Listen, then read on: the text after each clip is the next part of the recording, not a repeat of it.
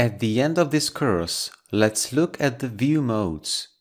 You change the view mode on the View tab, or what is faster, in the status bar next to the magnifying glass.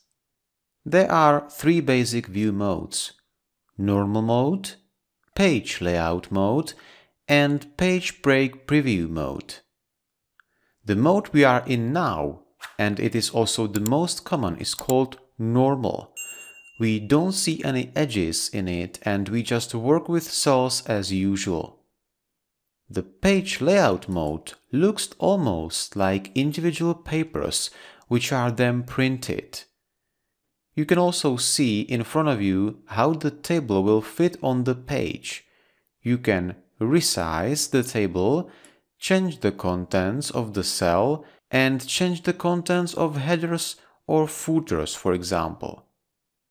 For larger tables, it's also sometimes a good idea to set exactly where the page should be divided when printed, using the third Page Break mode to display page breaks. In this mode, you can see such blue frames around pages, which are then printed for us, and if we zoom it to see it better, we will notice that the end of the pages is actually displayed here, and this divider can be grabbed and moved to another location, changing where one page ends and the other starts.